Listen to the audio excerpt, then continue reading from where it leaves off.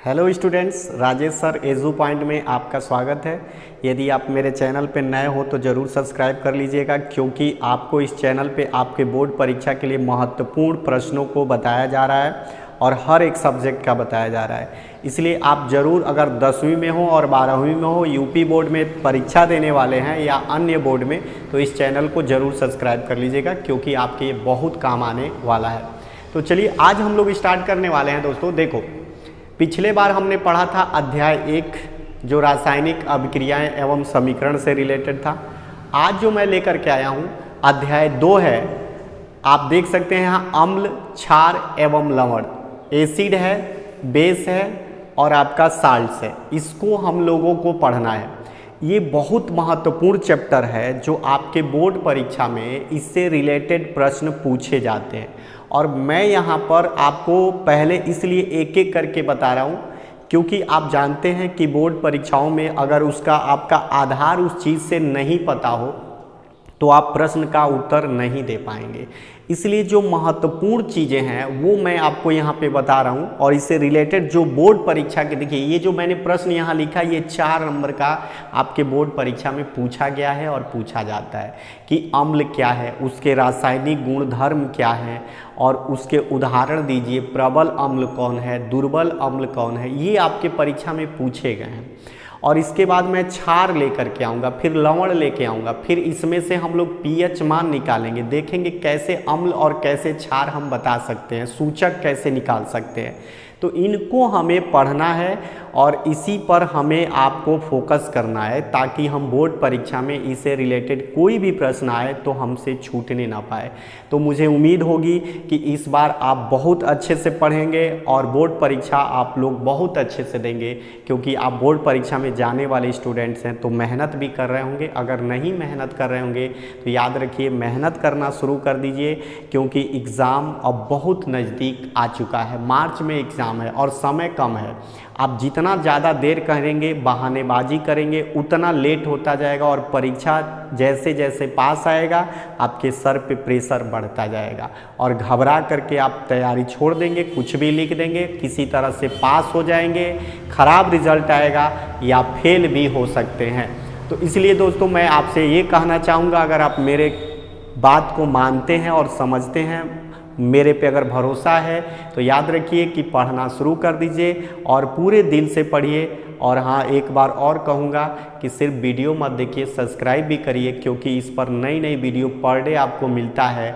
और अगर आपने सब्सक्राइब नहीं किया है तो हो सकता है कि आप मिस कर दें उस महत्वपूर्ण वीडियो और प्रश्न को जो आपके बोर्ड परीक्षा में पूछा जाएगा। तो इसीलिए मैं आपसे कह रहा हूँ, ज़रूर सब्सक्राइब कर लीजिएगा। तो चलिए हम लोग आज समझते हैं कि अम्ल क्या है। चलिए आज आपको मैं बताऊं। देखिए अम्ल होता क्या है कि अम्ल, सबसे पहले याद रखिएगा कि अगर आपके जुबान पे जाए तो एकदम खट्टा लगे, वही अम्ल है। एकदम सीधी सी भाषा है कि जो आपके जुबान पर जा रहा है और आपको खट्टा लग रहा है, जैसे नींबू ले लीजिए, आंवला ले लीजिए, तो वो चीज़ क्या है, खट्टा लग रहा है। तो खट्टा है तो इसका मतलब क्या हो जाता है, वो क्या है, अम्ल है, एसिड है। मतलब वो थोड़ा सा आपको क्या करता है, अभिक्रिया दर को बढ़ा देता है, एक्टिव है, समझिए एक्टिव, बहुत सक्रिय है। जैसे मान लीजिए, और खासकर जो अम्ल होता है ना, वो धातु को बहुत नुकसान पहुंचाता है। आप लोहे पे अम्ल को गिरा दीजिए, उसका जो है संक्षारण करने लगता है। आप भूमि पर गिराइए, देखिए भूमि को खदका कर रख देता है। तेजाब अगर आप गिराते हैं ज़मीन पे तो कैसे खौला देता है, आदमी के शरीर को खौला देता है। तो ये बड़ा मतलब एक तरह से कहिए कि संक्षारक है। तो ये अम्ल जो होता है ना, आखिर हम लोग रासायनिक भाषा में इसकी पहचान कैसे करेंगे, कोई ना कोई तो होना चाहिए ना पहचान करने का तरीका, गुणधर्म। तो उसी को हम यहाँ पे आपको रासायनिक भाषा में बताए हैं और यही आप बोर्ड परीक्षा में लिखिएगा। हमने शार्ट करके इसको सोच समझ के प्रश्न को बनाया है। तो परीक्षा में पूछा जाता है कि अम्ल क्या है, उदाहरण दीजिए, इसके रासायनिक गुण लिखिए, प्रबल अम्ल का उदाहरण दीजिए, दुर्बल अम्ल का उदाहरण दीजिए, जल के साथ इसका विलयन कैसा होता है, अभिक्रिया कैसा होता है, धातु के साथ इसका अभिक्रिया कैसा होता है। यही प्रश्न आपके बोर्ड में इससे रिलेटेड पूछे जाते हैं।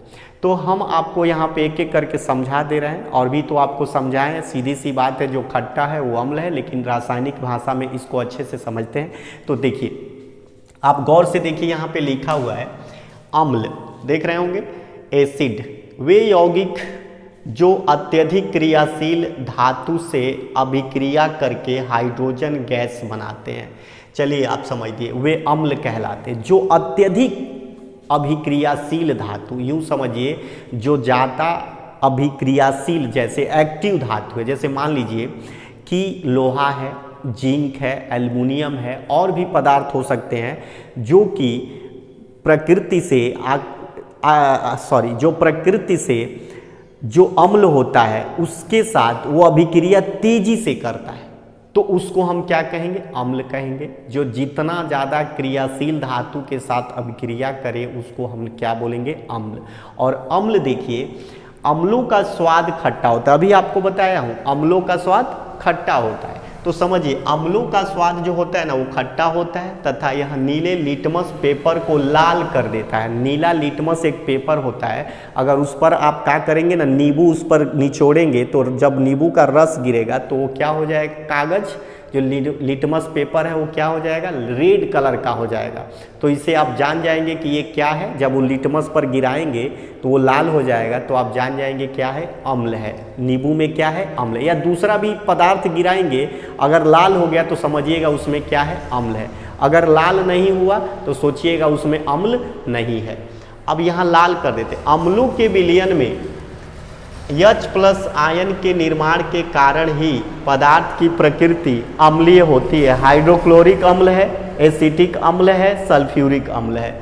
मतलब कि वो क्यों पदार्थ की प्रकृति अम्लीय होती है? तो याद रखिएगा H+ आयन, यहाँ पे मैंने लिखा है H+ आयन, जो भी होगा अम्ल उसमें हाइड्रोजन जरूर होता है, इसीलिए वो अम्लीय होता है। इसके कहने का मतलब है कि उसके निर्माण में अगर H+ नहीं है तो हाइड्रोजन वो अम्ल नहीं हो सकता, इसलिए उसमें अम्ल में H+ का होना आवश्यक है।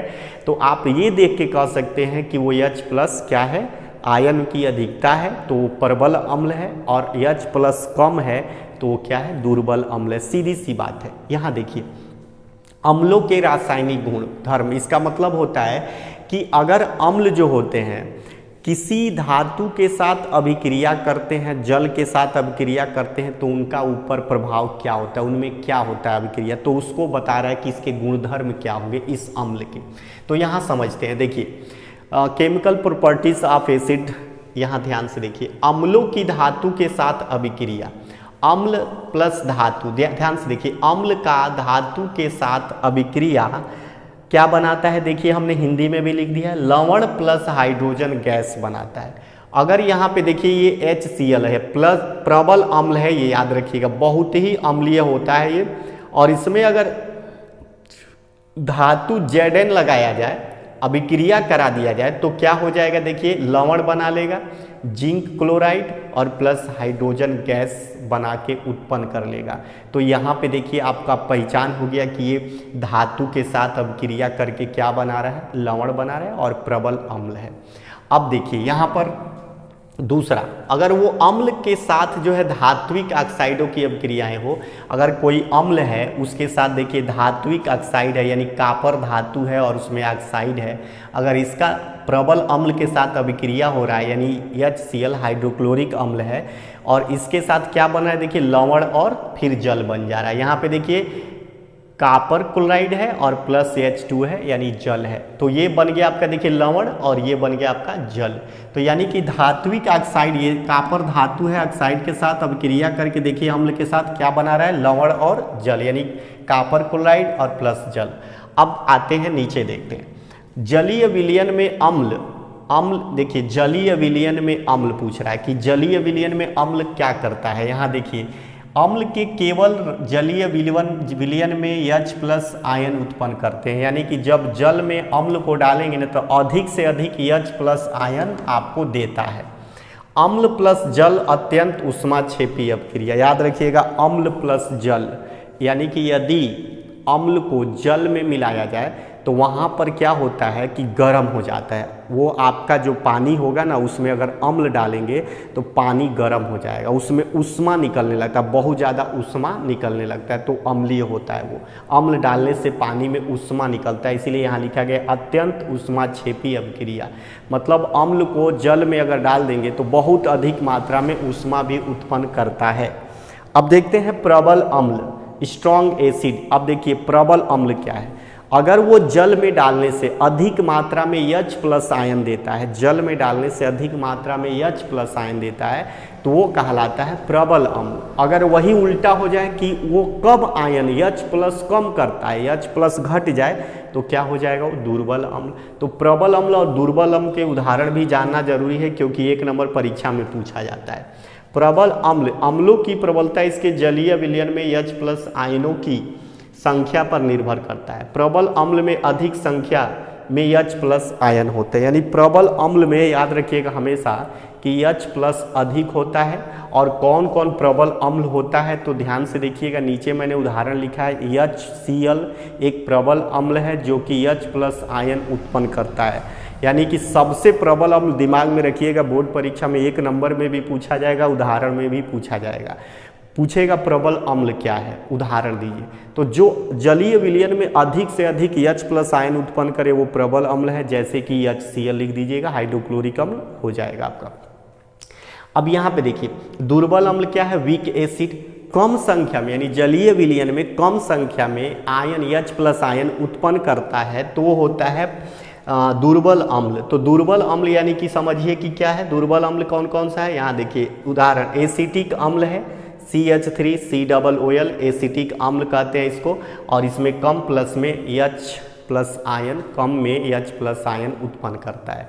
तो इस तरह से आप समझ गए होंगे कि क्या है ये, H+ आयन का ही सारा खेल है अम्ल में। जहाँ भी होगा H+ आयन वहाँ अम्ल है, और उसी का सारा खेल है। यानी अधिक H+ हो गया तो ज़्यादा अम्लीय है, और कम हो गया तो कम अम्लीय है, यानी दुर्बल है। तो इस तरह आप समझ गए होंगे कि अम्ल खट्टा होता है। कहीं भी जाइए जिसका स्वाद आपको खट्टा लग रहा है, चाहे इमली खा रहे हो, चाहे आप क्या बोलते हैं संतरा खा रहे हो, चाहे आप नींबू निचोड़ रहे हो खा रहे हो, तो ये सब खट्टे होते हैं। और वैसे आप साग सब्जी भी खाते हैं, हरा चीज़, तो उसमें भी थोड़ी बहुत विटामिन सी की मात्रा होती है। तो यूँ समझ गए होंगे कि जो भी पदार्थ अगर आपके जुबान पे खट्टा लगे वो क्या है, एसिड है, यानी कि अम्ल है। याद रखिएगा तेजाब भी अम्ल होता है, तो उसे जुबान पे मत रखिएगा, खौला देगा, शरीर जला देता है आपका। जुबान तो जुबान है, ठीक है।